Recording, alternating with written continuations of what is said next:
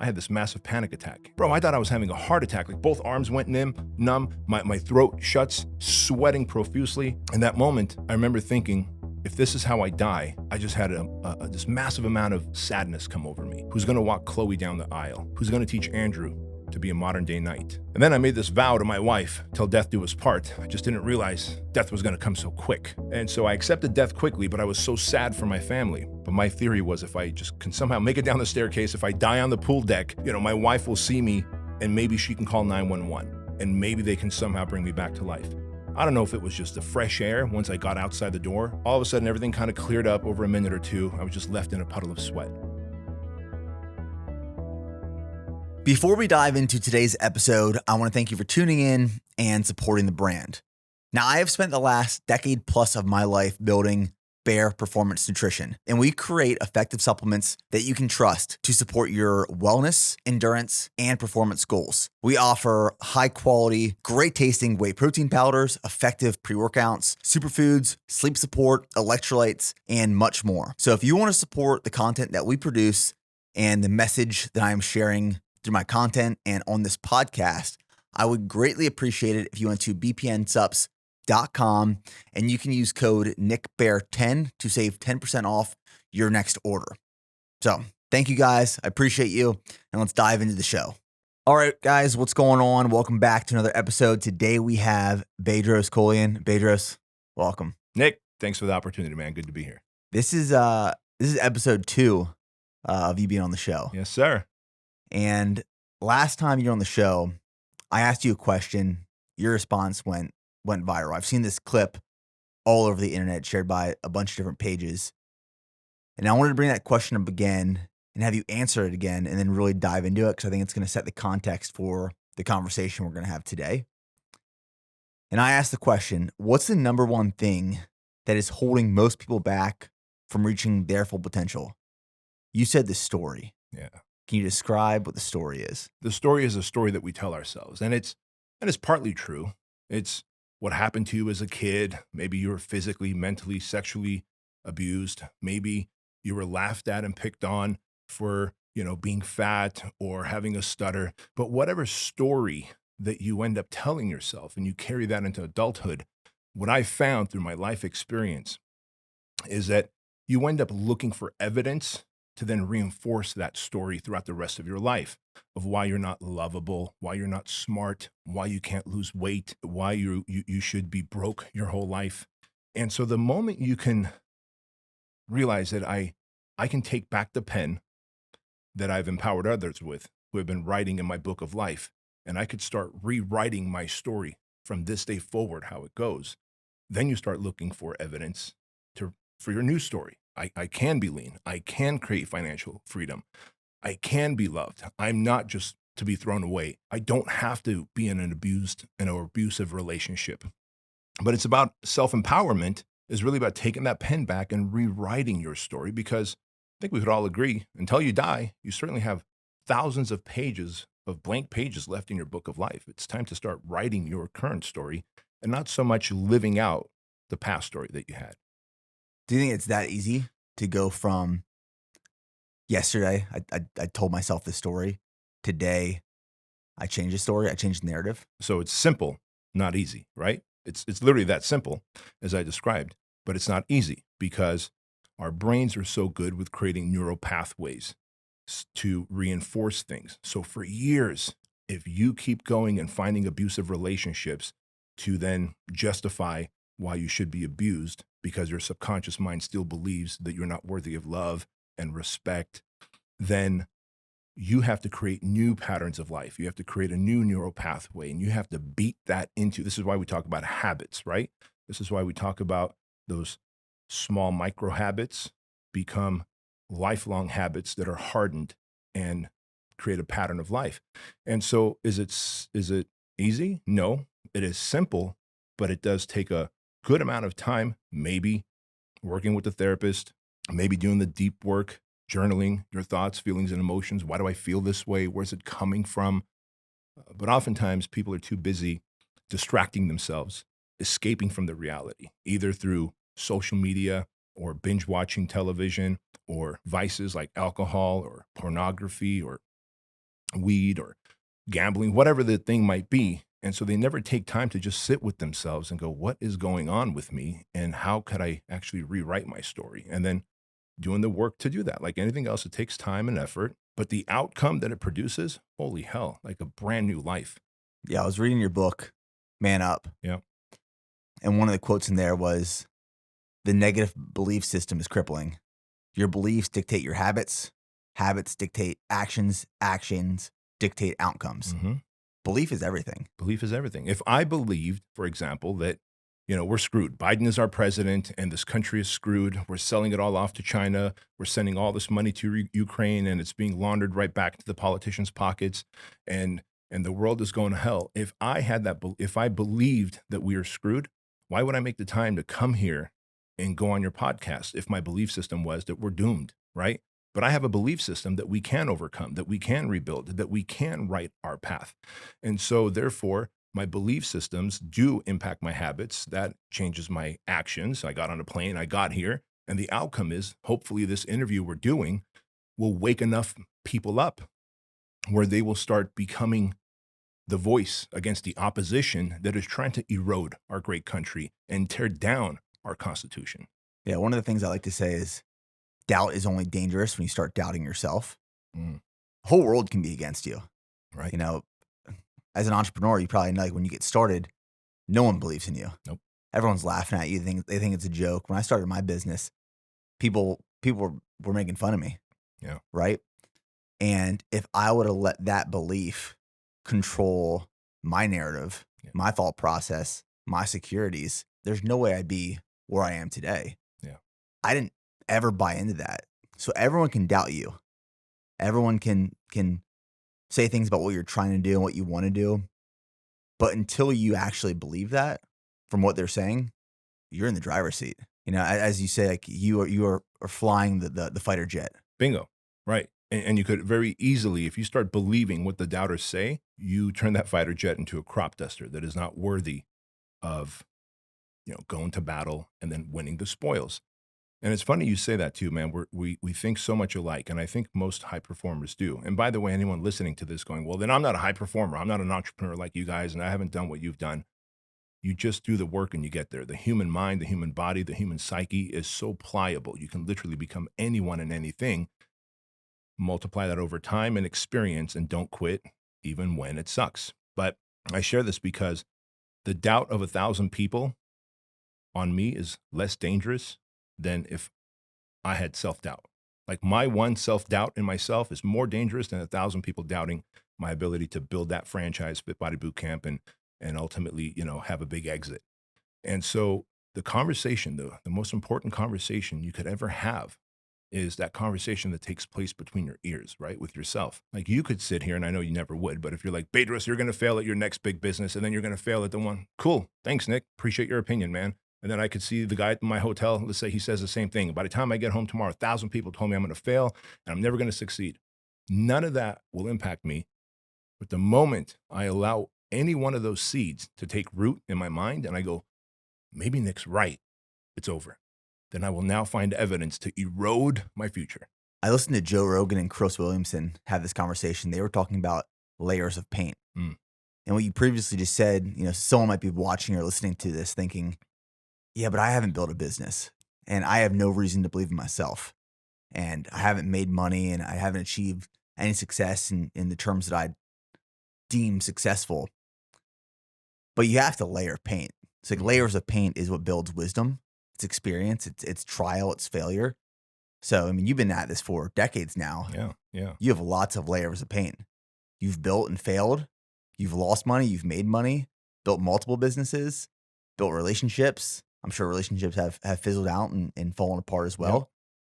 All of those experiences that build wisdom, those are layers of paint. If you're just getting started, you just got to put one layer of paint down and then put another down and just keep layering that paint. And paint isn't always a win or success. It's often a failure. Yeah. But layers of paint make a difference. Is it true that layers of pain make a difference? And over time, those layers of pain will fortify me and help me create the outcome? Well, yeah.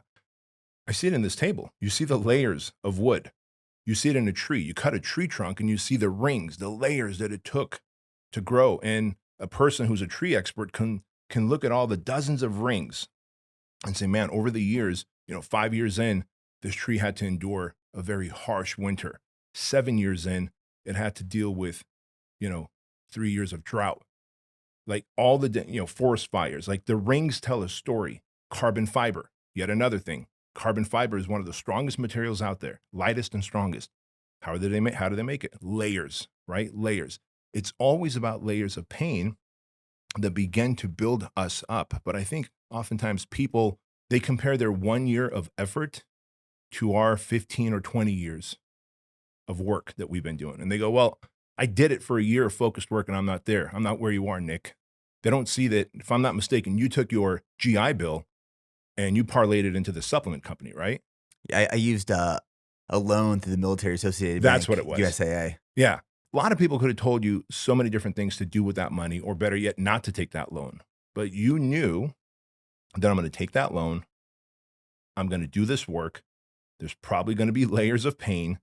It's going to be longer than I anticipated. So I better just, we say, if you're going to eat shit, get good at it. Just to be an entrepreneur, to be successful in anything. I imagine those, the guys in the special operations, pro athletes, it's how much shit can you eat over time consistently? And if you can do that, and even that, you're layering pain.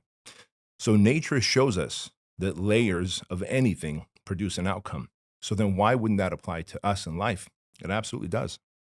How many years have you been at this, building businesses? I'm on my 24th year.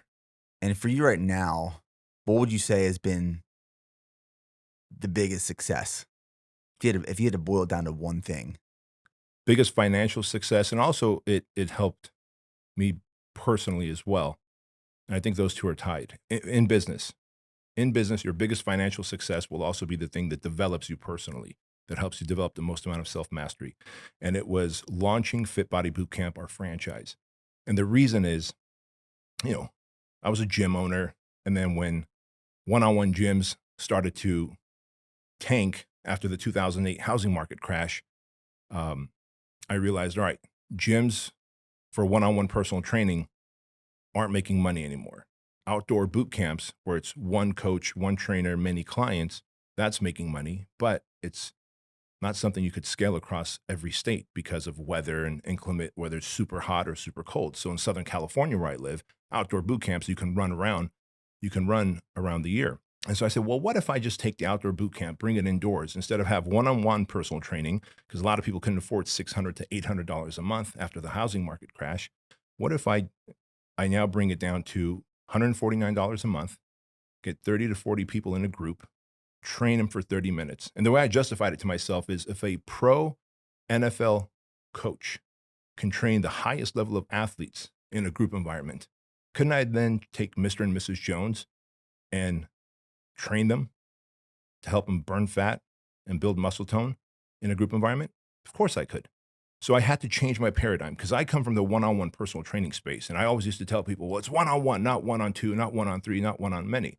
But what I realized is, if they do it at the pro level, and those dudes are complex, and those dudes cost millions of dollars, I could certainly do it with Mrs. Jones, Mr. Jones. And so as I proved the concept, took the outdoor boot camp, brought it indoors, Fit Body Bootcamp took off. So timing helped, right? Because housing market had crashed. People still wanted to get one-on-one coaching, because they couldn't just go to the gym and do it on their own. Most people don't know what you and I do and don't want to know that. They want someone to coach them. They want to be accountable to someone. They want that kind of motivation and support. I lowered the price of personal training, because it's now done in a group environment, to $149 a month. I made it convenient by saying, now at 9 a.m., 30 of you can work out instead of just one of you with this coach. And it blew up.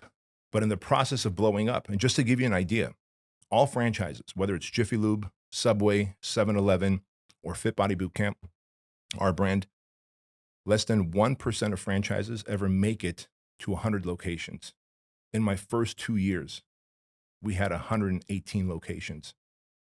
And I had no idea those stats. I just put my head down and worked, right? And in fact, back then I was a licensing program. And so we're going to talk about the layers of pain. This is a great example. It was a licensing program, kind of similar to CrossFit, right? But I was like, well, I don't want to happen what happens with CrossFit here at my brand, Fit Body Bootcamp, because you'll see two CrossFits across the street from each other and they have to duke it out because there's no protected territory. So even though I had a licensing program and I had 118 locations, I was giving my licensees 5 to 8 miles of protected territory.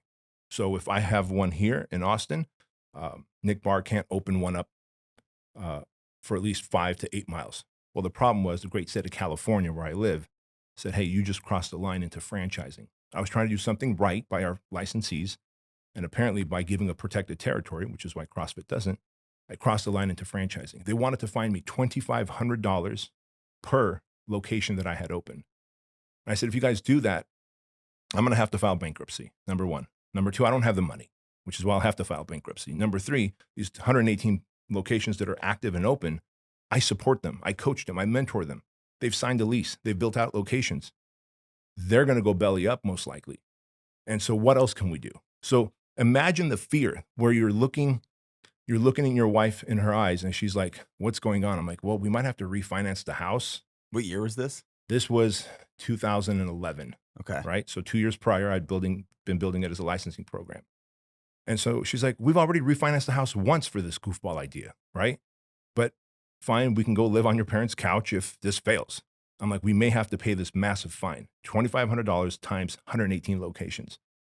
So she had my back, but at the same time, she was like, you got to figure something out, dude.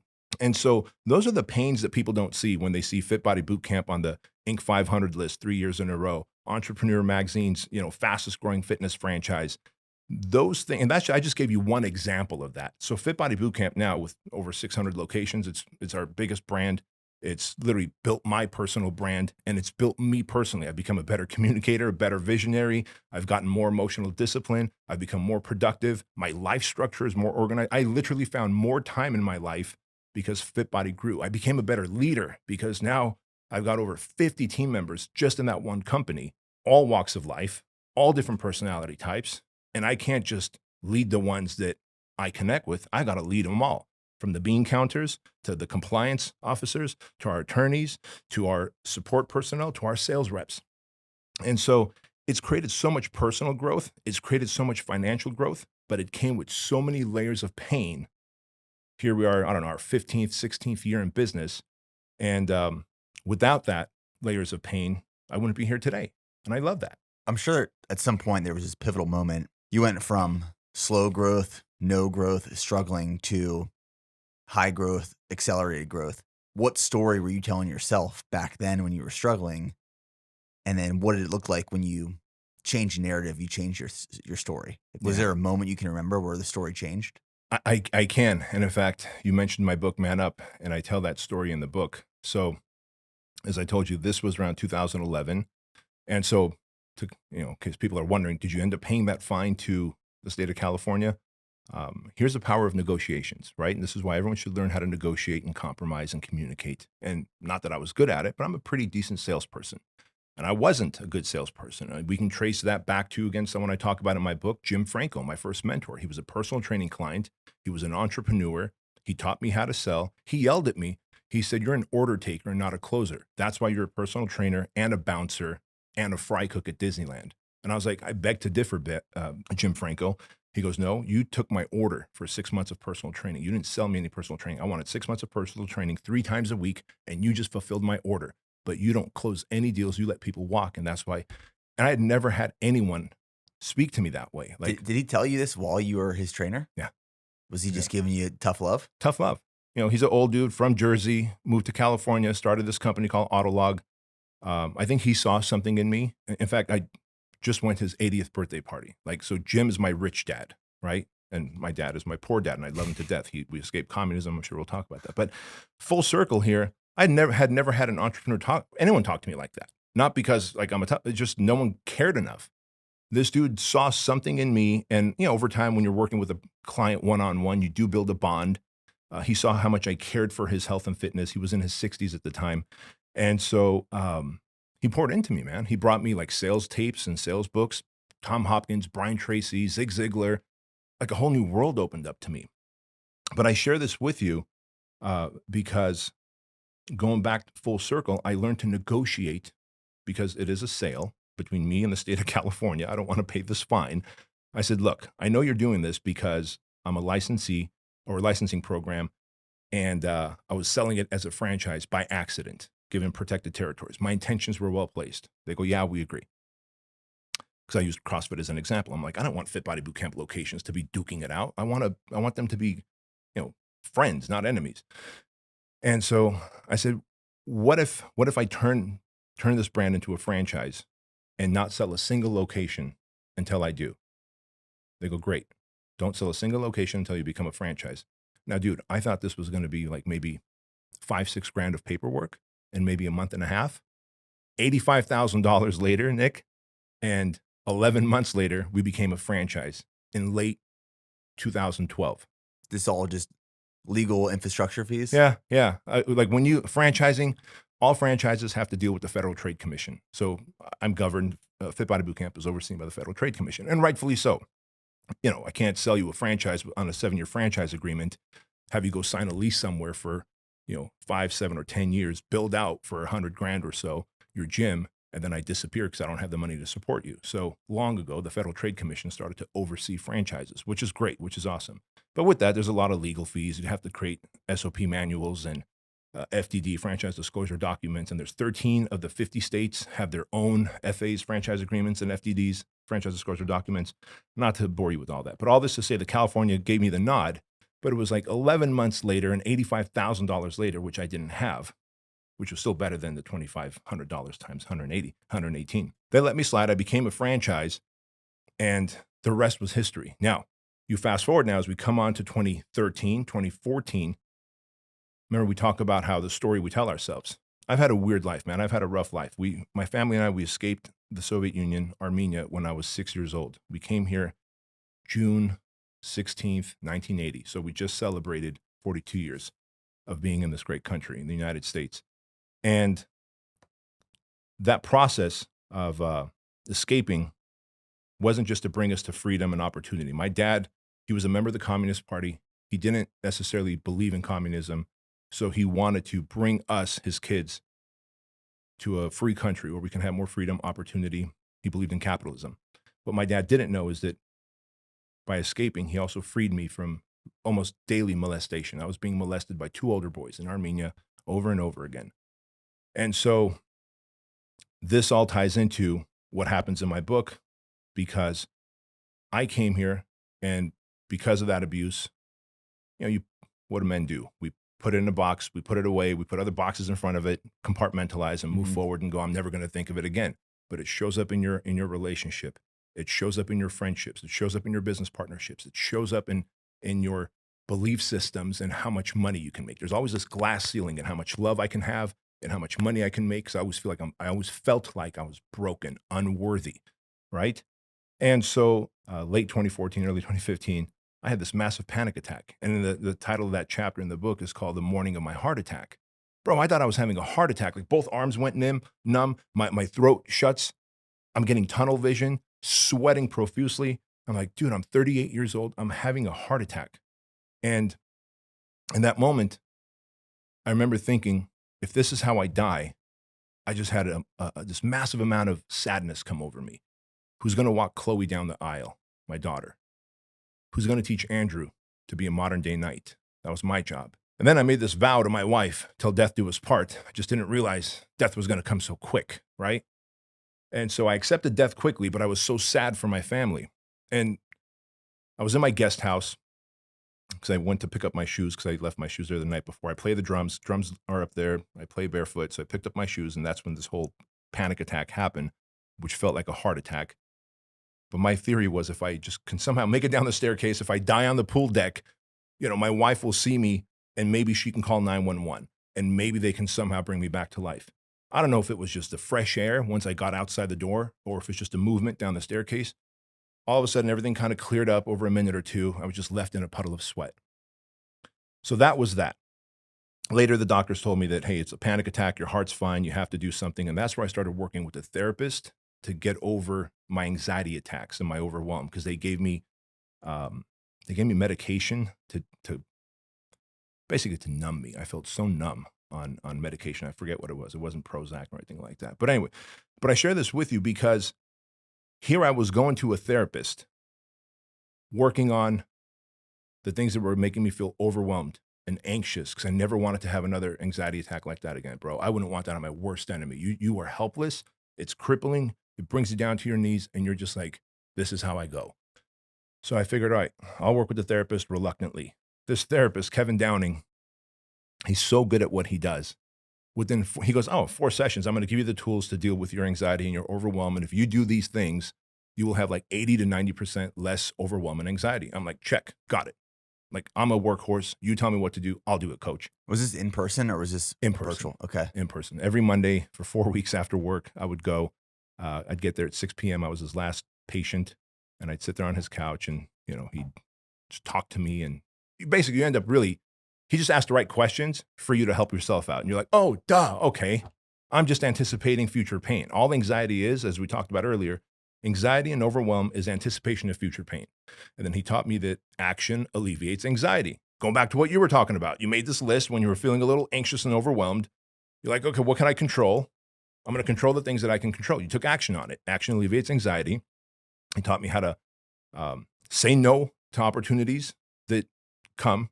Like, we're like a dog on a bone. If you're type A person, type A, high speed, tightly wound, which is most entrepreneurs are, you want to say yes to every opportunity. And I was saying yes to so many opportunities, I felt like I was stretched thin. No, I've been there. Right?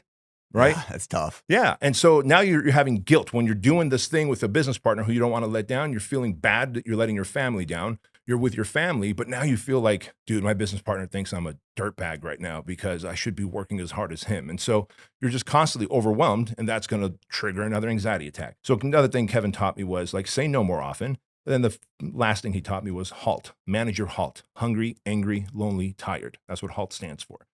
When you're hungry, angry, lonely, tired, Bedros, you're going to have an anxiety attack, panic attack. When the alcoholic is hungry, angry, lonely, tired, he's more likely to go to alcohol. When the drug addict is hungry, angry, lonely, tired, they're more likely to hit the drugs, right? So, all right, I'll manage my halt. So in the 4th session, as I'm leaving, that's when he goes, hey, is there anything else you want to talk about? Maybe your life, your childhood, your parents.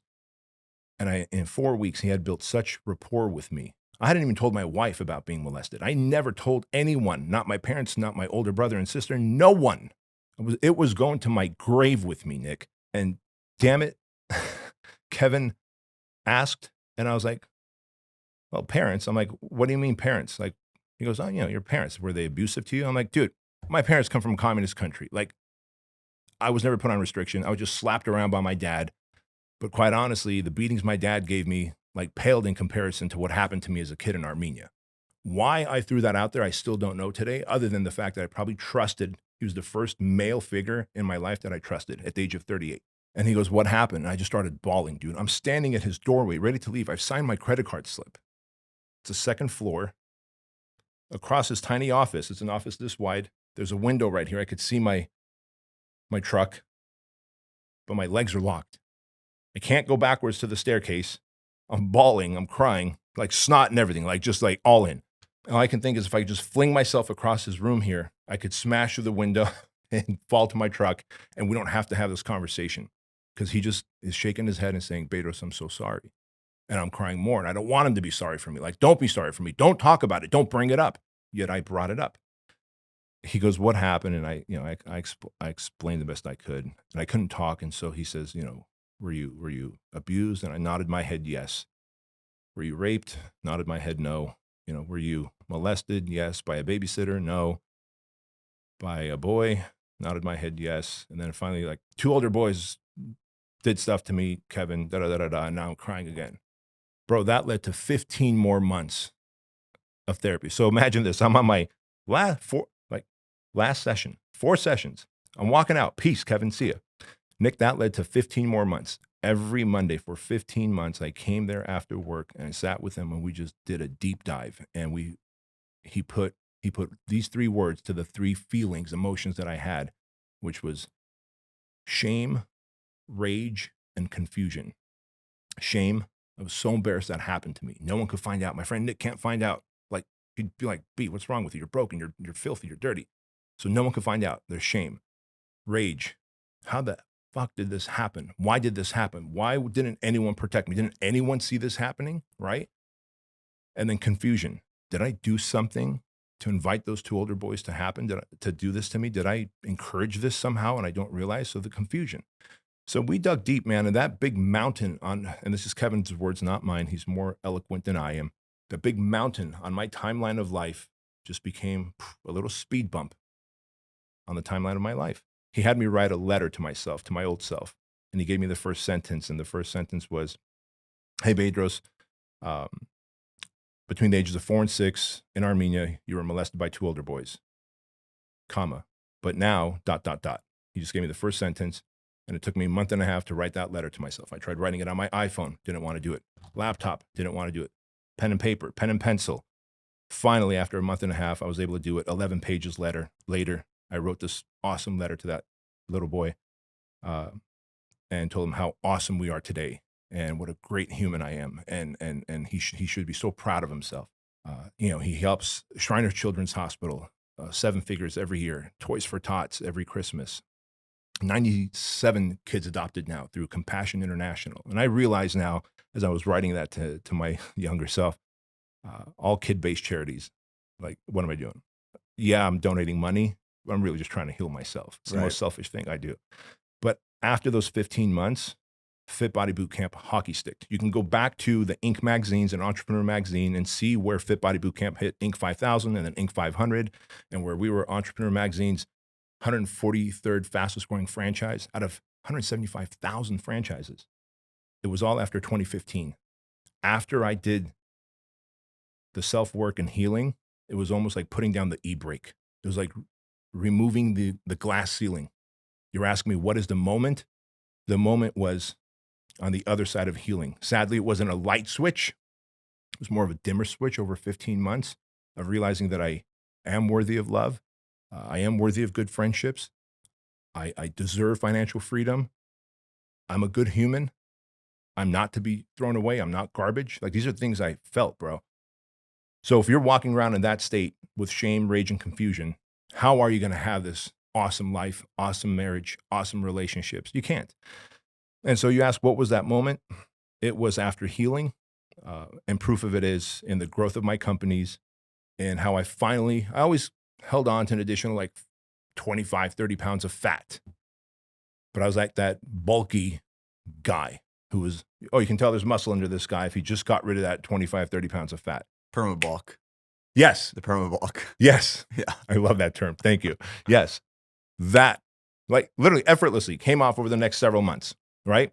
Because there's a great book called The Body Keeps the Score. I forget the doctor's name who wrote it. The Body Keeps the Score.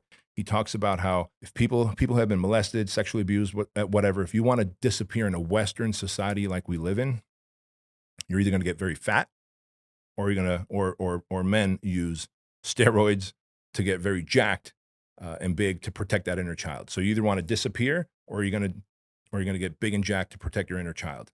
I'd done both. That's how good I am, right? Like, that's how broken I felt I was.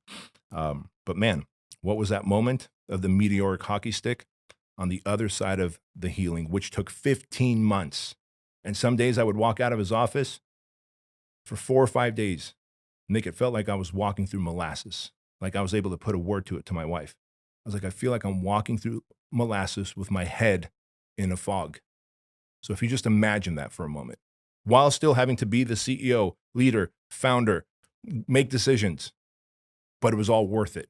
Who's willing to go through those layers of pains? If you are on the other side of that pain, is the highest version of yourself. I think we all need to pay that price. What was it that exactly changed over those 15 months? Were you a better, stronger leader? Were you a better communicator? Were you a better operator? Do you have more clarity in the decisions you were making? Like, what was it that helped your business scale and grow so fast? Towards the end of those 15 months, I started to feel like, man, I do deserve love. Like, my confidence, I gave myself permission. In fact, how does my book open up? The very first chapter is, I give you permission to succeed. I give you permission to be the best version of yourself. I give you permission. It was like a whole thing about giving you permission, because I finally gave myself permission to feel love, to feel abundance, to have great relationship, to make millions of dollars, to be able to donate to causes I believe in, to be able to pay it forward to others. And so once I gave myself permission, then the next couple of years, I was like, all right, if this business is to scale, like to the point where we're making 100 million, 200 million a year. Who do I need to become? You need to be a profound leader. You need to be massively decisive. You need to have a vision so big, as Ed Milet says, that every one of your team members, all of your franchisees, and every single one of their clients believe in this vision that you have. You have to have team and not employees. Like the clarity was so obvious. It was like, well, employees are going to clock in a little late, clock out a little early, do the bare minimum to maintain employment. A team is going to be fiercely driven by the vision that I've casted. They're going to play to win because they know what winning looks like. And so across the board, better emotional discipline, better communicator, more visionary, all of it, all of it, all of it. So then I had to develop those skills and traits. And then lo and behold, Fit Body blows up. All my other companies blow up. I became a better coach and mentor to other entrepreneurs, but it wasn't by luck. It was by removing these invisible glass ceilings that we have that limit our capacity to experience love, joy, bliss, to earn, to connect.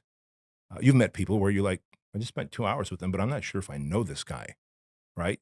They do a great job dodging and shifting. And at the end, you're like, I don't know if I know this guy. Bro, now I can get on a podcast and talk about what happened to me. I can talk about it on my own show. I can get on stages. I literally followed Tony Robbins at Joe Polish's event. First of all, how do you follow Tony Robbins? I was nervous as shit.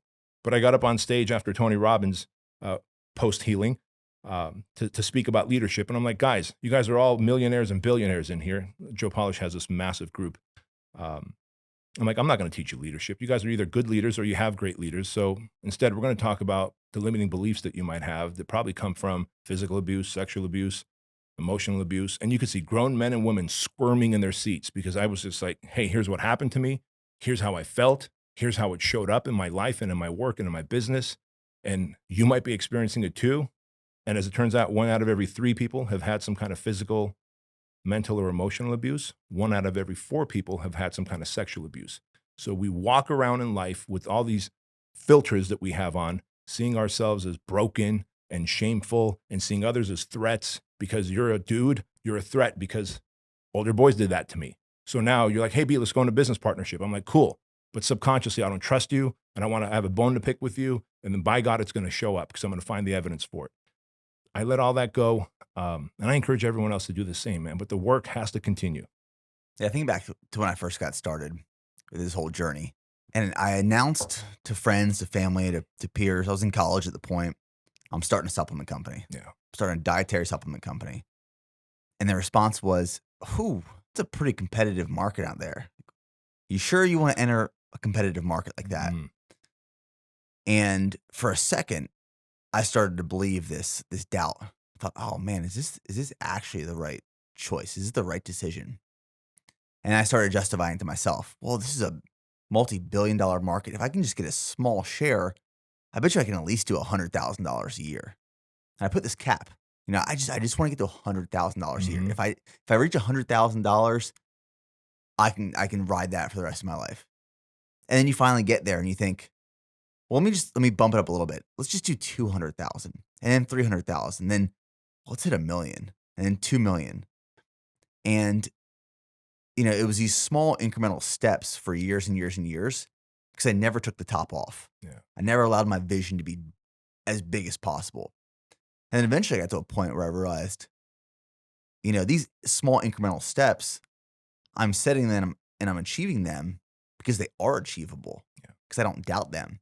What happens if I, like Grant Cardone's 10X rule, what if I set my goals 10X larger than I anticipate or expect? Mm-hmm. I bet you I can hit that. And I did. And eventually you realize there's no ceiling to this. Mm-mm. I'm in the driver's seat. I'm in complete control. There is no top end. I think once I realized that, I felt so powerful. I felt limited by absolutely nothing. Was there something that you did to realize that? Like, was there a moment for you? When you stack enough wins, you start to build some confidence. Yeah. When I stacked enough wins, which also came with a significant amount of losses Sure. as well, I quickly realized I've never been the smartest person. I've never been someone at the highest athletic ability. I never really stood out when I was younger. I was very average. So I expected average in my life when I was younger. And then once I started gaining more confidence and more wins and more success, I started to realize being smarter, that's not my competitive advantage. And that's not necessarily the competitive advantage of a lot of high achievers and successful people. It's just being extremely consistent and just ruthless work ethic and just going all in on a vision. And I thought, oh, I can do that. You know, it's funny. A few months ago, someone was, we were holding an event here at BPN HQ, and we were outside and we were selling product and we were meeting with people and just hanging out. And this younger gentleman walked up to me and said, he pointed to the BPN sign. He said, man, one day I wish I could have something like this. I said, you can. There's nothing that separates me from you. I just had this goal 10 years ago. I went all in on that goal and I haven't stopped working towards that goal since. And eventually you get to a point where you realize I am in complete control of my destiny and my outcomes and the result. And it's funny that you say that too, right? About stacking wins. And we talk about that, and people always will ask, like, what is the one thing I got to do? As though if they have this one big win, they're going to succeed. They're going to cross that chasm. And I was like, hey, did you hit the snooze button this morning? Like, yeah. I'm like, well, you stacked an L. You had a loss instead of a W. Like, that's the one thing you could do every morning, not hit the snooze button. And now you got to win. You should be proud of yourself. And then maybe you drink 30 ounces of water to rehydrate your body. And then maybe another win is that you don't check your social media, your phone for a whole hour. Instead, maybe you just take a shower, do 100 burpees, journal, read a book, have a plan to actually GSD, get shit done the next hour after that. Like, stack those little wins over time. It's all about little wins. I can't think of any one thing we did where like, oh my God, then we got 500 locations on board overnight. It was 1, 2, 3 locations. And every now and again, we'd get someone that buys a multi-outlet agreement, 5 locations, 8 locations, 10 locations. Cool. That, I believe, is God or the universe rewarding me for the consistent, ruthless, pig-headed stubbornness of hard work that I've done for the years, going, here's an 8-pack for you. 8 Fit Body Bootcamp locations, sold it once. Cool. But we built the entire brand on the back of one location at a time, one franchisee at a time, one relationship at a time. All of those are micro wins. And I start every morning with not hitting a snooze button, stacking my first win. And as it turns out, years later, I read about what's known as the confidence competency loop. And what that says is your confidence will go up the more competent you are. The more confidence you have, the more your competence goes up. Scientifically, they've proven it. So the more you stack little wins, the more little wins you will stack.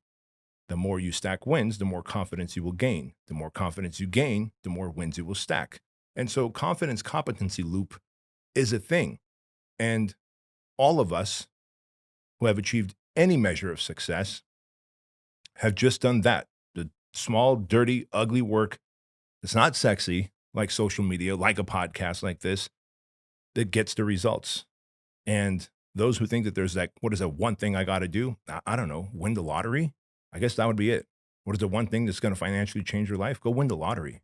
Outside of that, it's all the little wins. But what sucks about winning the lottery is there's no, and I mean, I haven't won the lottery, so I don't know. Yeah, nor have I. But I would assume there's little fulfillment and purpose and happiness with that. Yeah. Like, don't they say like 80% of those people end up sliding back after a couple of years? And they lose it all pretty quickly. Yeah. But you could put a lump sum of cash in my hands right now, and it won't change my want, desire, and need to work, because I get so much purpose and fulfillment out of the work, the impact. I can honestly say that. You brought up Jim Franco. Yeah. You talked about him in the book. And I know you had a picture of you and him on Instagram. You guys posted together. That was from his 80th birthday party a couple months ago. Yeah. Okay. I think it's really important to have people like that in your life. Yeah. People who are just willing to be brutally honest with you. Do you still have people like that in your life who will call you out and shit when they need to? I do. And I make sure I have those people, because the position that I'm in, the position that you're in, it's easy to surround yourself with a lot of yes men and yes women. At the end of the day, when your name's on the front of the check that they're getting, they just want to say yes to you. Jim Franco doesn't get a check from me. He still, I think, sees me as a son, I see him as my rich dad. We text all the time. We talk all the time. I see him a couple times a year.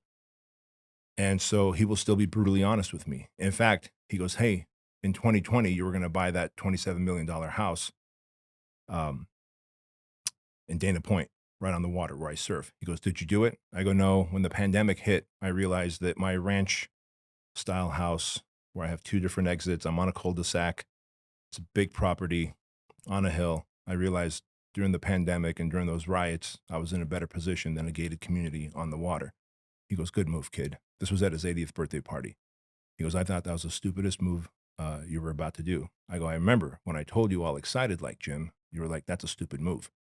And so I just kind of tucked my tail and went. And this was 2020, bro, 3 years ago. So let's not forget that even now I make stupid moves. It's just we know how to recover because we've got a track record of making bad decisions and recovering from it. So when people think that, gosh, this one bad decision is going to end me, it's not. I've made a slew of bad decisions. It's just I happen to make a few more good decisions than bad, which has put me where I am in life. But Jim Franco, my wife, Ray Cash Care, former Navy SEAL, right? Who works with me with the project and Squire program. All those guys, all the instructors from the project, brutally honest with me, and I'm brutally honest with them. Joan, my assistant, like will pull me aside. "Hey, B, I recently tore my tricep. You're kind of being an asshole to everybody here at HQ when you walk in." I'm like, "Joan, I'm black and blue. I've torn my tricep. It's 31 millimeters retracted. Working out isn't just a physical thing for me. It's a mental thing for me." She goes, "I know. I'm just letting you know. People think that you have it out for them." I'm like, "Appreciate the heads up." None of those people were going to tell me about it. Maybe at some point, a couple of them might put in their resignation because B is obviously mad at me. I'm not. I'm upset at myself for doing something stupid and tearing my tricep. But as it turns out, I was short and snappy. So to have those people that will check you out of love, I think is necessary. And not enough people are anti-fragile enough to be willing to ask for that and look for that feedback. I do, because I realized that's how I'm going to time collapse my personal growth, financial growth, impact growth. Yeah, I once heard someone say that effective communication is a dialogue. It's not a monologue. Mm.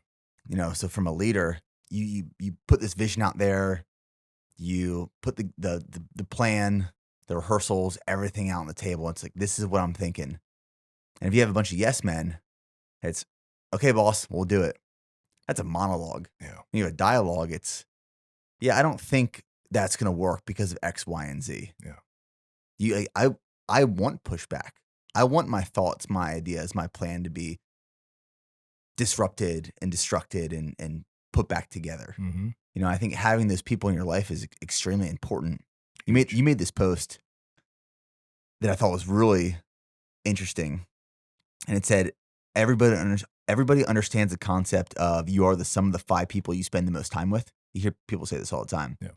But few are truly willing to curate their circle of friends. That's hard. Curating your circle of friends of powerful people who are willing to call you on your shit, that's difficult. It is difficult. And you know why few are willing to do that, to curate the circle of friends? Because everyone thinks that, hey, I'm the exception. I could hang around with dipshits and losers. Basically, I can hang around with crop dusters, but I can still do fighter jet stuff. Like, everyone thinks that they're the exception. Like, because it's a catchy phrase, right? Like, hey, you are the sum of the 5 people you hang out with the most. Duh. Okay, it makes sense. Your income, your attitude, your belief systems are all a byproduct of the 5 people you hang out with the most. You're going to be the 6th. But then people go, yeah, but we've been friends since high school, and yeah, he'll gossip and he's lazy, he'll cut corners, but I don't do that. It's like, no, to some degree you do. You accept that. I'm not saying you ought to be an asshole to this person and try and change them, although I would encourage that you try and encourage them to level up with you. But if they don't, you got to move on. But too many people think that they're the exception, that they could still be driven while hanging out with losers, and they can't. Are there certain characteristics you look out for in people that make you say, "No, you're not part of my circle. You don't fit"? I'm gonna be brutally honest. If they've had more than one divorce, right? Because I get it, man. One relationship you weren't able to hold together, but 2, there's a pattern there. If they rumors or gossips, if they engage in rumors or gossiping, we're not hanging out.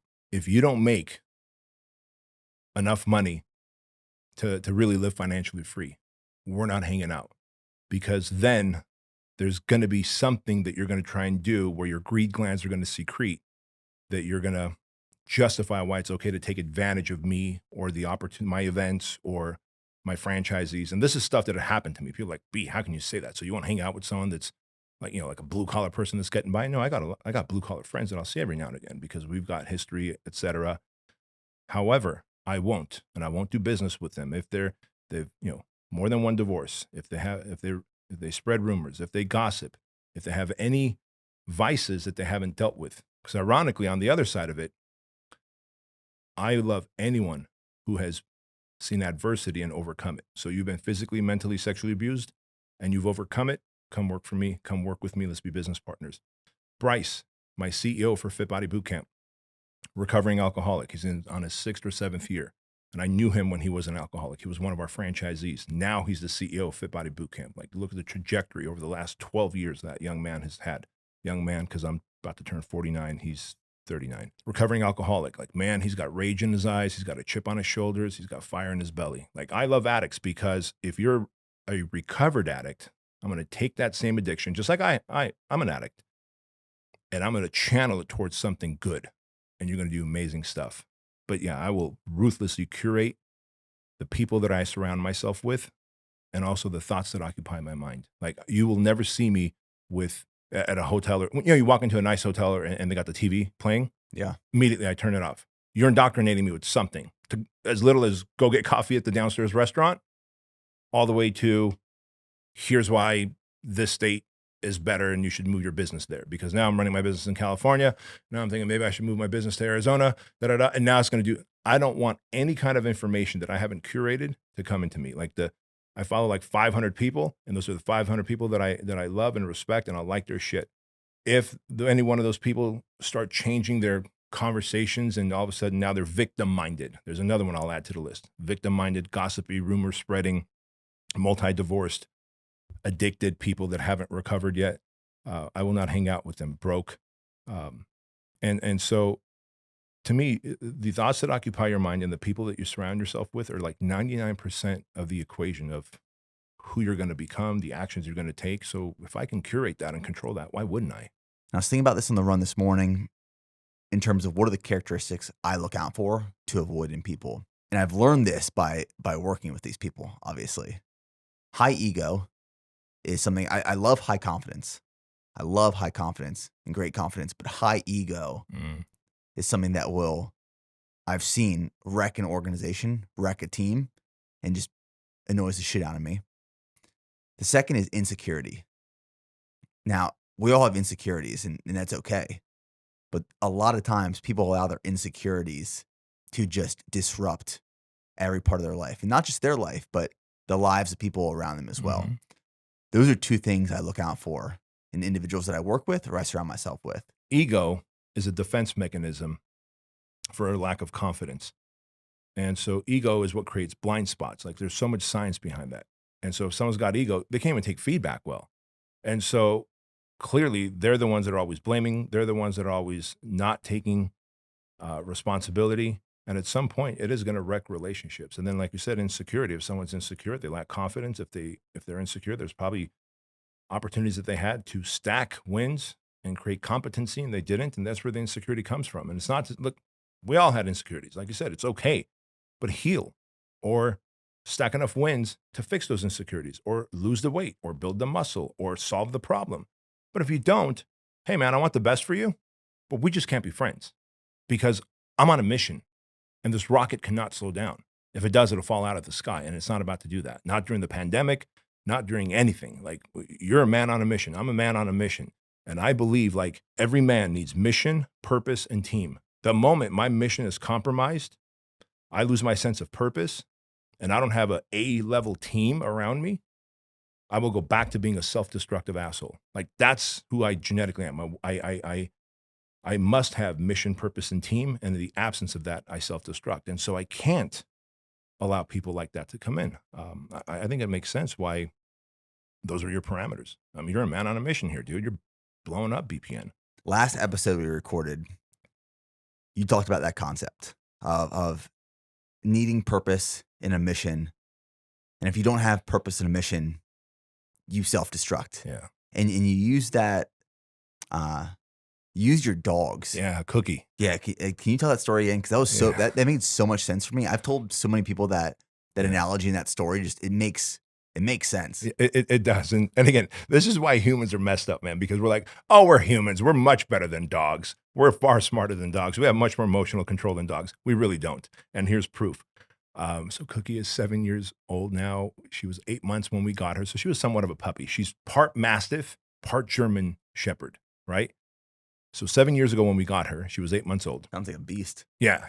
Just a big girl, strong, but lazy, but strong. But anyway, so when we got Cookie, she's 8 months old. She's a big girl. At the time, she was 70 pounds. Now she's like 98, 99, bordering triple digits. We're trying to keep her lean and svelte, but it's difficult because she likes to eat like me. And so we got her. Up until that point, Nick, we've had like small dogs, like Chihuahuas and little terriers, and they're cool, they're fine, but you can manage them on a leash, etc. And when we got Cookie, we tried putting her on a leash. Man, she was pulling everybody around, right? And at some point, I was like, my son and daughter are just going to be like dragged behind Cookie at some point. My wife was like, I'm not even touching this dog. You went and rescued her. You saw something in her. You figure it out. And so I was like, cool. I was like, I need your help, wife. Like 2 minutes later, I'm like, I'll figure it out, but I need your help. And she's like, well, here's a dog trainer. This lady comes, takes Cookie for, for a few days a week, trains her, works with her, etc. Finally, the 5 or 6 weeks are over, and she's like, hey, here's a well-trained dog. She's going to walk next to you. She's going to sit. She's going to lay down. She's going to heel. She's going to listen. But dogs that have German Shepherd in them especially need to shepherd. They need a sense of purpose. So you've got 2 little kids here. Maybe she can shepherd these kids around the property. You've got a big property. She can protect your property. She also needs a routine. So maybe every morning you can throw the ball for her 10, 12, 15 times. I'm like, cool, I can just make that part of my morning routine and do that as well. While I'm drinking my protein shake, I could just throw the ball, which is what I do every morning. And she goes, now listen, I'm serious. Like, she has to feel like she's part of the family. She's shepherding and protecting. She needs purpose and she needs routine. She needs to know like she's serving you guys, and she needs to know that she has a routine. I'm like, okay, lady, got it. Like, she's driving this home, Nick. She goes, otherwise, and she points to this beautiful rose garden that we have. She goes, you see that beautiful rose garden of yours? I go, yeah. She goes, she's going to dig holes all over that rose garden. I'm like, why would she do that? She goes, well, in the absence of having a routine, service, meaning, she will start getting anxious and depressed, and she will give herself something to do, which is to dig holes on your entire property. Dude, as I'm hearing this, I'm like, holy shit, we are no different. And I'm just like whacking my wife on the arm because my wife's next to me. I'm like, that's us, that's humans, all of us, every single one of us, myself included. In the absence of service, routine, structure, purpose, I will dig holes in my life. I will self-destruct. I will eat like 5,000 to 10,000 calories per sitting. Like, I don't have that mechanism that tells you you're done. I'm Armenian and I come from emotional trauma, bro. Like, I will eat. And so I will literally go inward and self-destruct. I will be like, oh, is that Vicodin? Can I have a handful? And then I go down that rabbit hole as well, because that was my addiction after ACL reconstruction. So I share this with you because people who don't have a sense of purpose, a mission, and don't have a consistent routine end up digging holes in their life. And it's not always Vicodin or some drug addiction. It could come as something benign as porn, gambling, overdrinking, too much television, things that slowly chip away at humanity, things that people use to escape, vaping, binge watching television. All of these things are digging holes in your life that ultimately you look back and you realize there's such a chasm between you and your spouse, that you and your kids barely know each other, even though you live under the same roof, that you've got this dad bod with a pot belly and pointy titties and pear-shaped. And you're like, whoa, where'd this come from? It was the absence of purpose and it was absence of routine. We need it. Otherwise, humans dig the holes in their lives too. No different than a German Shepherd would. No different. I mean, I experienced something similar to that about a year ago. It was a hard transition for me in terms of 2 massive events happened in my life. 1, I stepped down from the CEO role in the business. 2, my daughter was born.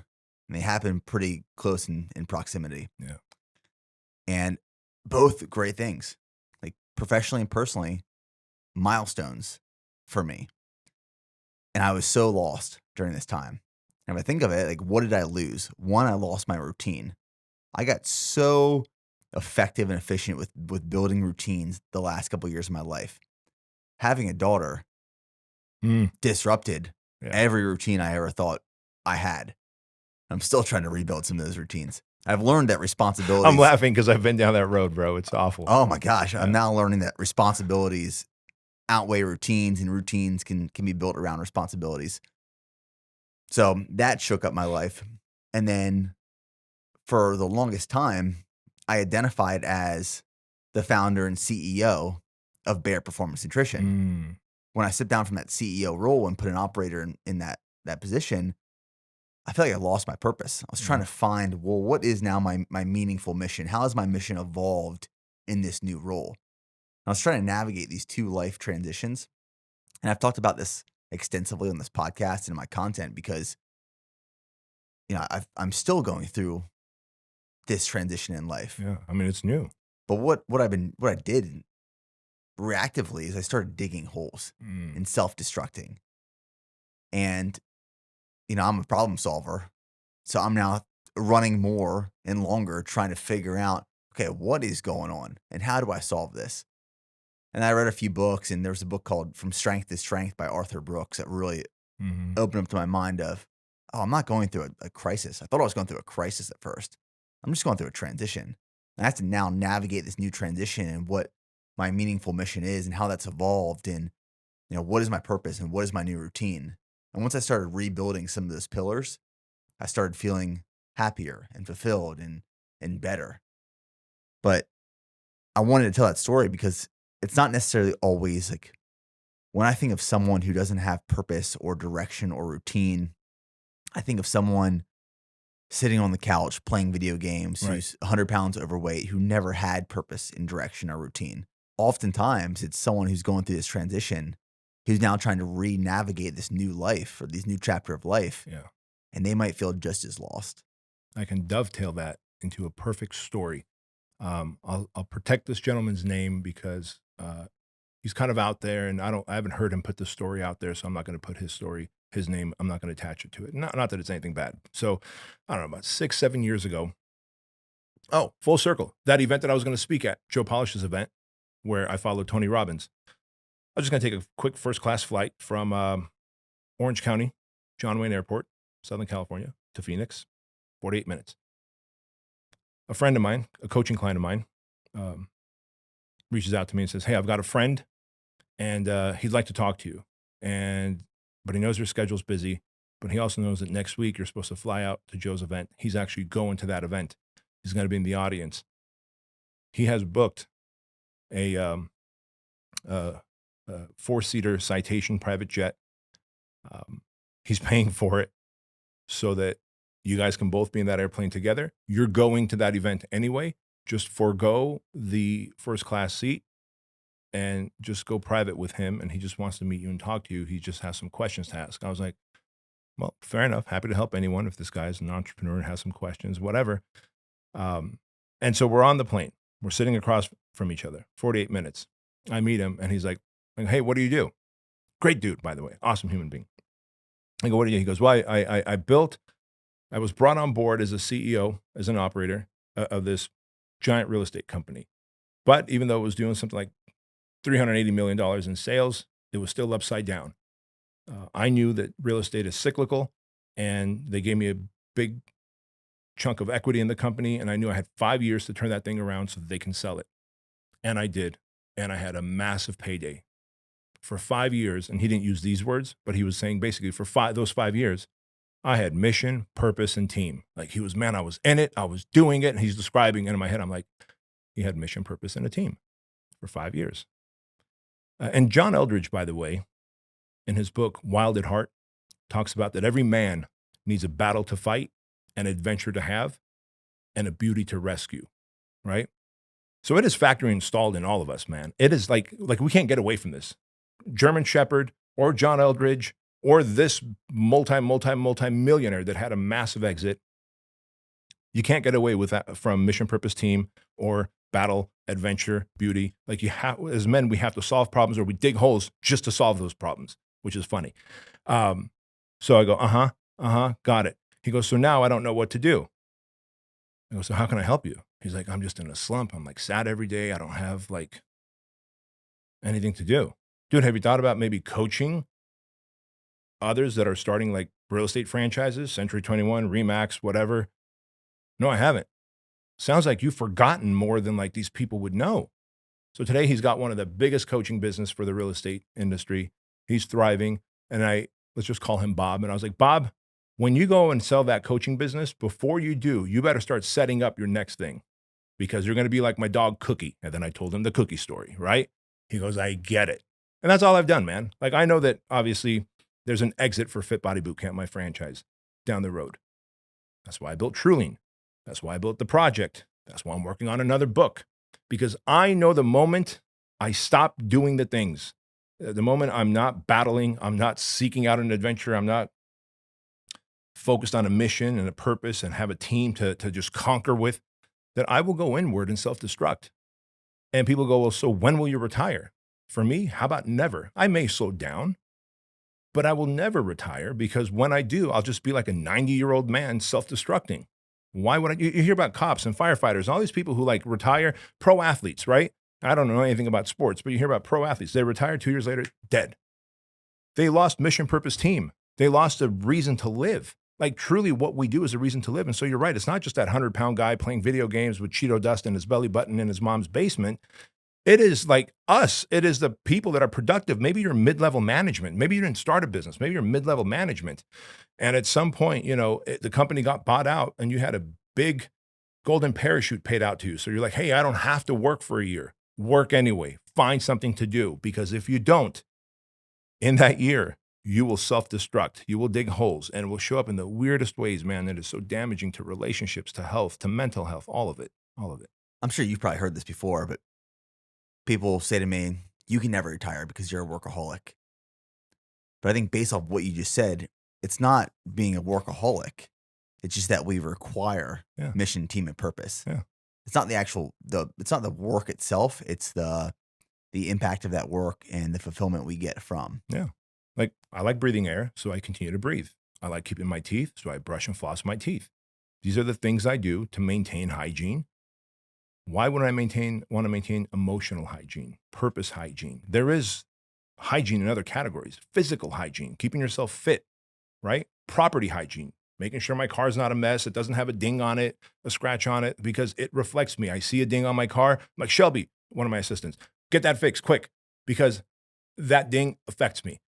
All of it is hygiene. And if we don't maintain hygiene in these categories, we will begin to erode, man. It's a slippery slope and it happens, which goes right back to 5 people that you hang out with, you're going to be the 6th. But everyone thinks that, no, I'm the exception. I'm not going to be influenced by their laziness, by their drinking, by their stupidity. You will. It's on a subconscious level. It might be at a slow level. It might be like a pilot light, not a raging inferno of them destroying you. But over time, make no mistake about it, like Chinese water torture, it will drive you batshit crazy and you will self-destruct. That's unavoidable.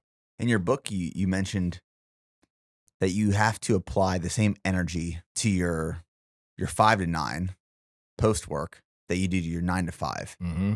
Do you struggle with taking time off, taking vacations? If not now, did you historically in the past? Like, what's your relationship with leisure and family time and vacation now? Let's talk about wisdom for a second. Wisdom is a byproduct of not just age. There's plenty of old people I know who are in their 50s, 60s, 70s, and beyond, who are still little boys stuck and trapped in an old man's body. Wisdom is age compounded by experience. That's wisdom.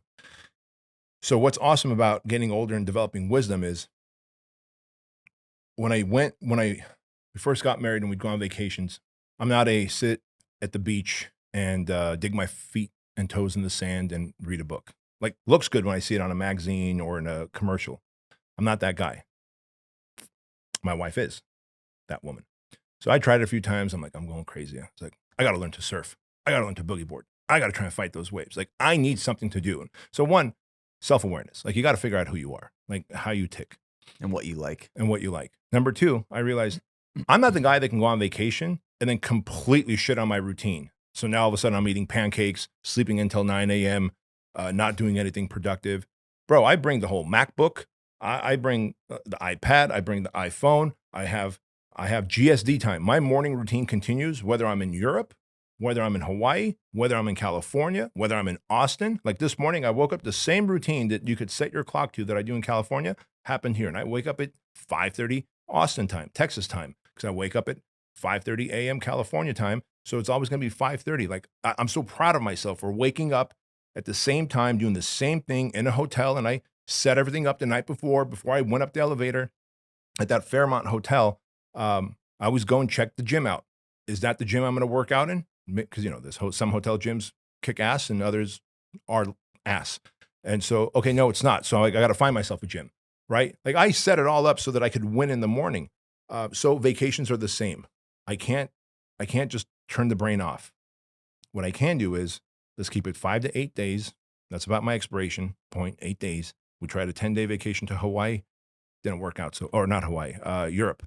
Didn't work out so well.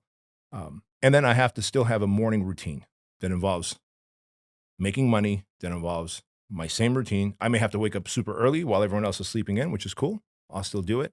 But I realize that I have to have a routine. Then I can be a better dad, a better spouse, a better everything. But I can't just dig my feet in the sand and like eat bonbons for 8 days, because then when I'll come home, I'll just be so disgusted with myself that I'll do that for another 8 more days. And then I'll have so much hate for myself and it goes down a rabbit hole. And part of that is, again, type A, high speed, tightly wound personalities are that way. So self-awareness has allowed me to go, it's okay for me to work in the morning a little bit, to have my morning routine, to still wake up early. I don't have to eat sugary foods and spike my insulin. I can have a bite of what Andrew's having and I'm good. I don't need the macadamia nut pancakes with coconut syrup on there.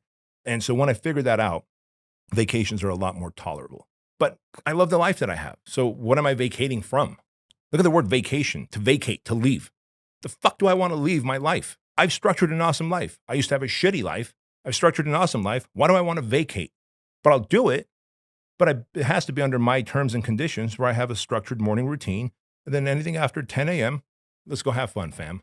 I'm the same way. Right? Hey, you have to be. Exact way I vacation. I mean, I've taken it to extremes, and I've gotten better because I also still stick to my routine on vacation. Me and my wife both. We go work out, run, go to the gym in the morning. We stick to a healthy diet. For dinner we'll go crazy. We'll get something. We'll get dessert. We'll get some cocktails. But I used to be really bad in terms of neglecting family, neglecting my wife, and being too good, too hard for time off, leisure, vacations. And if I look back, the week before I got married, I signed up for an Ironman triathlon. So I was already deep in prep, as soon as we got married. And for our honeymoon, we went to Cabo. Yeah. So I remember I was trying to keep it really low key. I told my wife I'll wake up extra early. Yeah. But my wife also she wanted to sleep in together. Sure. So she'd go down to the pool in the morning. And I'll never forget this because I feel like it's such an asshole for doing this. She's down at the pool on our honeymoon, laying out, soaking up the sun. And because I was in Ironman prep, I was running 14 miles, watching ultra marathon documentaries on the treadmill in this small resort. I'm like, what was I could have ran 4 or 5 miles. Yeah. I could have stuck to my routine, but I've taken things to the extreme. Yeah. So I've gone to those extremes to realize being selfish in those situations sometimes creates collateral damage to the people around you.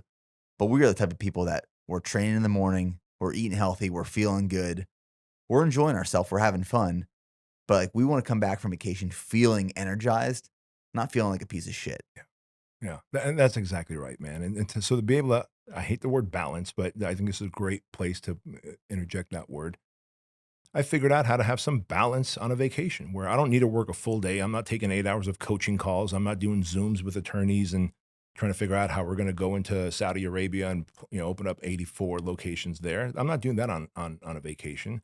But I do have a couple hours of structured work. Before that, I have to have my workout. I have to do my 3 gratitude text messages. I have to live my morning routine. It's just after my workout, I now spend time with the family instead of going to HQ, where then I would take coaching calls or do a half-day coaching session or whatever, meet with people. And I found that I'm a better human for it, and therefore I'm a better husband and I'm a better father on a vacation versus like, you know, this guy. He's just cranky because all he wants to do is go back home. Nothing wrong with that. A little balance, turns out it does pay off. Something that you have said that I really resonate with, and a lot of this has to do with being in control of your life. One of the things that I've learned through the experience these past couple of years of building this business is if I look back in the beginning, I didn't realize or know I was in control of my destiny. Mm. I didn't think I was in control. I thought that was already predetermined. I thought where I ended up 10, 20, 30, 40 years from now was already set in stone.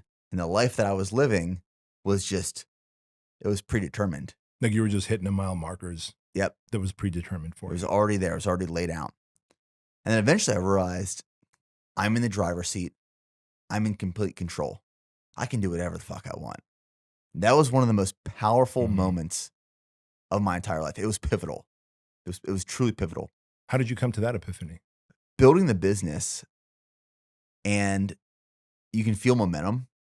Part of that momentum is when people pick up their entire family out of state and they move because they believe in your vision. Right.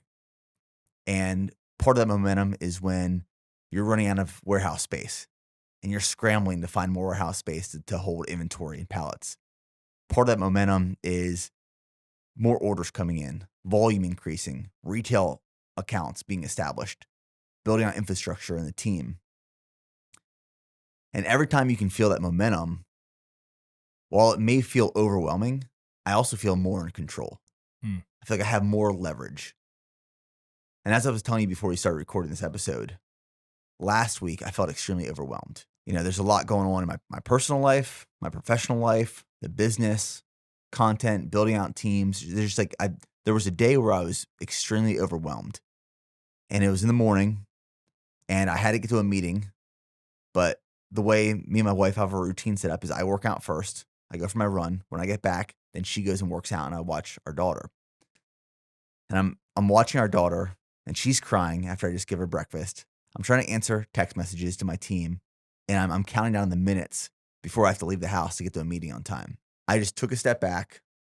I took a deep breath and I realized, okay, let me see if I'm actually overwhelmed. So I took inventory. I wrote down in my head all the things that I was being overwhelmed with. Personal, professional, tasks, meetings, everything. And I quickly realized there were only 2 things on that list that I could control in that one day. All these other things I was worried about, anxiety, the future, were things that I couldn't touch or affect for days, weeks, months, even possibly years. And when I took accountability and inventory of all the things I actually had to do and that were overwhelming me, I realized I actually wasn't overwhelmed. It was self-induced. I was self-destructing. And I also quickly realized I'm in control of my thoughts, my actions, my habits, the outcome, everything. I just completely changed the narrative. I changed the story. I changed the way I felt about that entire day in a matter of seconds because I was stressing out over things that aren't actually stressful. Right. Has there been a moment where you flipped that script, you flipped that story and realized you were in control? You also find that a lot of people you work with, entrepreneurs, high achievers, anyone in your coaching program often feels that they don't or aren't sitting in the driver's seat. I felt that way, right? I remember, again, how old are you? I'll turn 33 in a few months. So I've got a decade and a few more years on top of that over you. And so when I think of me, mid-30s, I remember feeling like I'm in a forward sprint, and like Usain Bolt, I'm leaning so far forward that if I even attempt to slow down, I'm going to go flat on my face. That level of overwhelm. I mean, it would come on for days at a time. That ultimately led to that anxiety attack, right? That panic attack. But it goes back to, again, self-awareness, taking inventory. And part of it is, man, you know, there's like nature and nurture, right? So nurture is things that we're taught, mom and dad, school system, mentors, nurture. Nature is what's factory installed for Nick. And you probably are a bit of a control freak like I am. You're probably high speed, tightly wound. That's a gift, but it could also be a massive curse when left with no mission purpose team, as we talked about, or hey, pull a pile of cocaine in front of someone like us and, accidentally take a little toot and there goes the whole pile. And so I even reframed that. I'm like, why does control freak have such a bad negative connotation? Oh, you're a control freak. I'm like, no, I'm a control king. Like, I literally gave it a positive connotation because, and I remember once saying this many years ago at an event, I'm a control king. I don't know why there's a negative connotation to being a control freak. Like, I control my time, I control my attitude, I control the people I get calls from, I control. I even control my wife. And you could just see the whole audience was like, right? It was like 1,200 people in the audience. I was like, yeah, if I'm sending her I love you text messages and I'm letting her know how much I appreciate her and a selfie video when I'm out of town like this, speaking at an event like this, and she knows that I'm thinking of her, even though there's 1,200 of you that I need to focus on, but she's the higher priority than you guys are. Like, when I come home, her attitude, her energy, everything is very different than when I would just check out like most men do who are control freaks and massively focused. Come back 3 days later and she's like, Chloe broke her arm, Andrew chipped a tooth, radiator or the water heater doesn't work. Like, all those things still happen. It's just now I have control. And so I think there is an element of awesomeness for those of us that have factory installed ability to be able to control as many factors as we can. When we feel like we can control so many things, and so we say yes and yes and yes and yes to everything, and then before you know it, we're overwhelmed. I've never want to be in a position again where I have to count the minutes to a meeting or whatever. In fact, just recently this week, I was like, hey, Joan, cancel the next meeting that I have. It was with my HR person. Cancel it because I'm talking to this M&A firm. They're actually at HQ. I keep looking at the clock over the guy's shoulder. Now he keeps seeing me looking over the clock. I know that I got that meeting. I'm like, hey, can we take a tactical pause here for a second? And I was so proud of myself. I'm like, dude, patted myself on the back. I'm like, that's a big boy thing you just did. Because normally I don't want to let anyone down. I'm also that guy, and you're probably that guy because we just want to help and serve the world at our expense, at our emotional expense, in fact.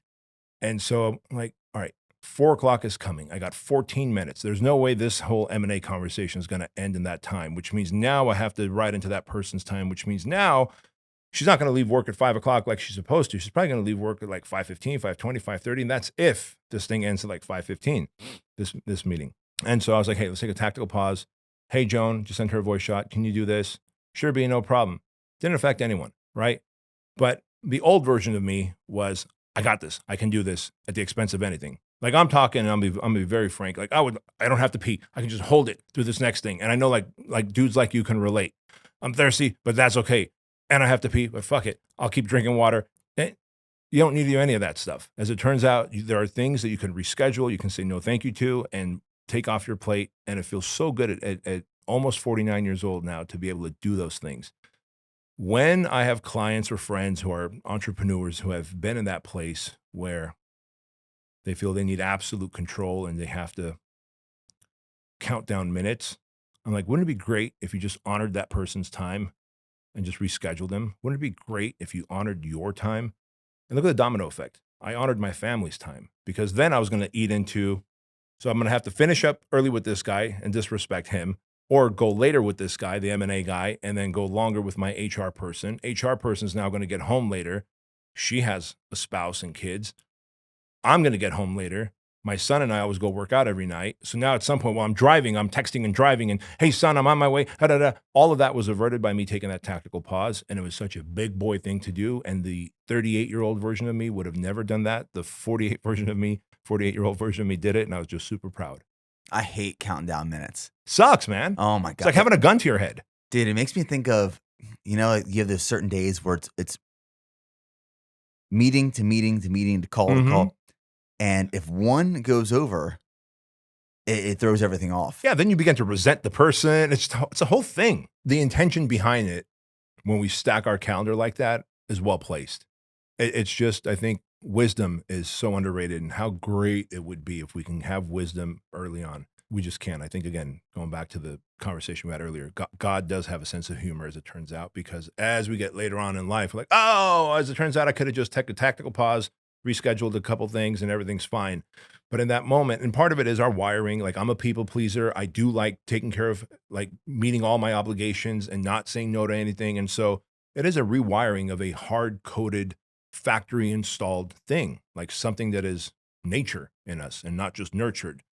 But when you do that, you realize you're really honoring yourself, you're honoring your family, you're honoring the people that you're talking to, and you don't have to fake call in front of someone you're about to walk by. It's horrible. It's horrible. I've done that. So one of the things I love that you say is you're either getting paid for the decisions you made in the past or you're paying for them. I'm curious, what decisions have you made in the past that you're getting paid for versus things that you've done that you're paying That I've for? paid for. Yeah, yeah, yeah. Well, I'll tell you what. There's in my book, I forget what I called this guy. 'Cause, the publisher wants you to change the name of all the people that you've worked with. I was like, hey, I'm only leaving Joan's name in there. Joan's not going to sue me. Like, I'm only got good things to say about her. Not that I didn't have good things to say about this other guy. Um, but his name is Fernando. He worked for me. And this is before I did any healing. So this is in the first 2 years of Fit Body Bootcamp when we were still a licensing program. Fernando should have and could have been, Fernando, if you're listening to this, bro, you could have had Bryce's seat. And we're still friends. He's a great dude. Lives in Hawaii now, runs his own company. But Fernando could have been the CEO of Fit Body Bootcamp. The dude was one of our franchise, or I guess at the time, the business coaches for our licensees. So a new licensee comes on. Here's how you sign a lease. Here's how you build out. That's what Fernando did. And I talk about Fernando in the book, and I talk about how, because I was such a poor leader, I was passive aggressive in my communication. I never asked for deadlines and due dates. And therefore, when I was like, hey, can you do this? And they go, yeah, when you need it. And I go, as soon as possible. And let's say soon as possible for you is like in 2 weeks, because the complexity of work is 2 weeks. To me, it seems like it's something simple. You should have it in 2 days. Now, day number 3, I'm being a jerk to you. I'm being passive aggressive. I'm like, dude, what's up? And you're like, this is a complex thing you asked me to do, man. It's a 2-week thing. But I never asked for a due date or a deadline, which is part of great communication. And so because of my poor communication and leadership, Fernando quit, left, had a couple other jobs, and then ultimately started his own company and is thriving. Like, I paid for that because while Bryce was supposed to be my CEO, and he is, I do feel that, Fernando could have been another great second in command, or could have been another CEO for my other companies. But I went through 3 different VPs before I found Bryce. And so I had 3 really bad auditions. Each one, I've lost either hundreds of thousands or $1.5 million on one of them, when it turns out they made a bad decision as they were auditioning for the CEO seat. I feel like that's how I paid for it, by losing Fernando because of my poor leadership. Right. So there's a great example of a bad decision I made of not, because I knew I could have been a better leader. My team was growing, my franchise was growing, but I'm like, leadership, just keep marketing and selling. Right. You can get more people. He's not going to quit. No, it turns out people quit, man. They feel neglected. And they don't need to deal with a shitty attitude from their boss. And I had one. And then a great decision I made that I'm still getting paid for is, once I realized the value of mentorship from Jim Franco. I paid with my time. At the time, I didn't have money, so he was working out with me 3 times a week as my personal training client. And he was giving me great advice in between sets. I'm like, hey, Jim, do you want to come in four times a week? And you don't even have to pay for that 4th session. I'll just train you on my time. He's like, sure. I go, but I want to start asking you questions. Like, what does it take for me to leave LA Fitness as a personal trainer and open up my own personal training studio and become my own boss? I was like, I just want to ask you those questions during that 4th session. And so I realized the value of mentorship through Jim Franco. And so I was very quick to start investing in paying others that had an experience or expertise, had achieved already what I want. Tell me how you did it. From Dan Kennedy to Joe Polish to Dean Graciosi to Frank Kern, Joel Weldon, when I needed to become a better speaker, hired a comedian and a stand-up, what do they call it? Improv coach, like, because I wanted to be a better speaker from stage. So I wanted to do the icebreakers, not just share the facts of how I grew a business, but actually be able to communicate and have charisma, et cetera. None of that is factory installed. I'm a very intense dude. And so I value coaching so much that I've literally paid hundreds of thousands, if not millions, in terms of coaching. But it's time. How I got paid for it, it time collapsed the growth of my franchise, the growth of Truly Supplements, the growth of the project, the growth of the sales of my book. You know, the fact that it becomes a best-selling book. It should have hit. Man Up should have, in terms of number of books sold. I'm in good company with Howard Stern. My book sold enough to hit the New York Times bestseller list, according to my publisher, Ben Bella. However, because it launched in 2018, if you think back to 2018, there was the Me Too movement, and Harvey Weinstein, that asshole, and all these other misogynist men who, well, were assholes to women, Bill Cosby, et cetera. The Me Too movement, rightfully so. The title of my book, Man Up, didn't help my cause where the New York Times bestseller list was concerned. So I hit the Wall Street Journal bestseller list. We hit the Amazon bestseller list, and I'm not talking about some obscure category. I'm talking like the bestseller of all books.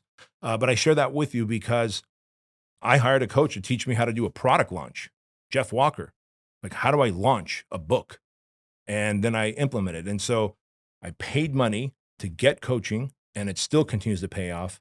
And then I was a shitty leader and communicator, lost Fernando, and then end up paying through 3 really bad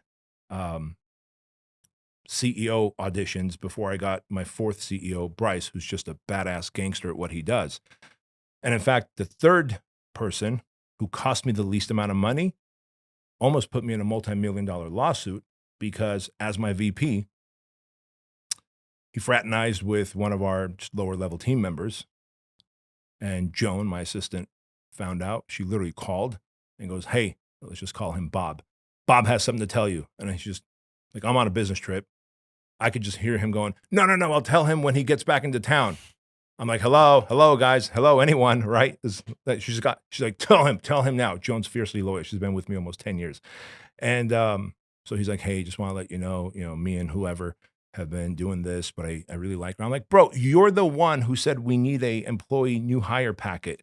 And that new hire packet said that there's no fraternizing, let alone someone in your position. Like, you just put me, and I'm in California, man. Yeah. Like, I'm like, give your resignation to Joan and walk out that fucking door.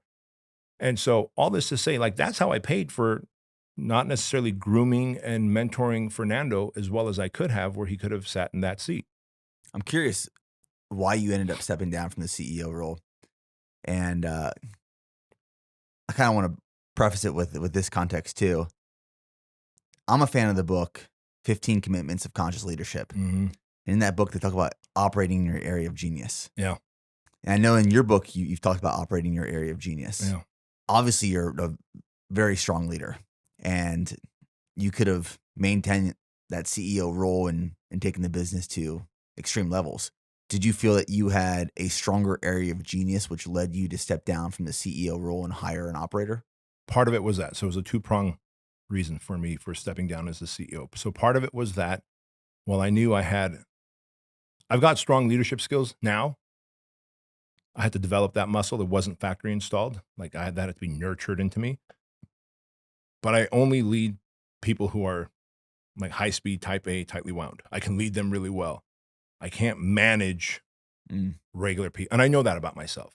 So I knew that my zone of genius was I can cast an amazing vision and I can lead great people who are great people, who are just high speed, tightly wound action takers.